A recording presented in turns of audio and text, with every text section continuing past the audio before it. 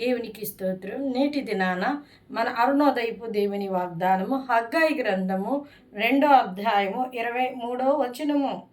జెరుబ్బాబెలు, నేను నిన్ను ఏర్పరచుకొని ఉన్నాను గనుక ఆ దినమున నేను నిన్ను తీసుకొని ముద్రాంగముగా చేతును. ఇదే సైన్యములకు అధిపతియగు యెహోవా వాక్కు. హల్లెలూయా. ప్రియమైన దేవుని బిడ్డ, జెరుబ్బాబెలుతో ఇస్తున్న వాగ్దానము దేవుడు ఈ దినాన నీకు ఇస్తూ ఉన్నారు. ఆయన నిన్ను ఏర్పాటు చేసుకొని ఉన్నాడు. ఆయన నిన్ను పిలిచి ఉన్నాడు. నిన్ను పిలిచినవాడు నమ్మదగినవాడు.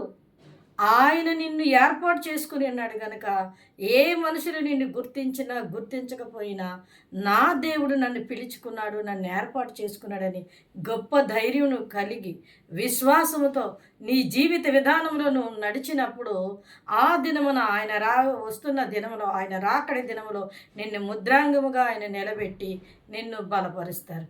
కనుక నువ్వు గొప్ప ధైర్యాన్ని, నీ ధైర్యాన్ని విడిచిపెట్టొద్దు. అయ్యో నన్ను ఎందుకు వచ్చాను దేవునిలోనికి అని ఒక బాధ నీలో ఉందేమో, ఆ బాధను ఆయన చూసారేమో.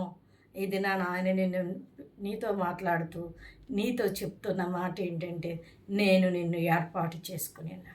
దేవుడి ఏర్పాట్లో ఉన్నావు కనుక నువ్వు ఏ మనుషులకి భయపడద్దు, ఏ మనుషులను చూడొద్దు.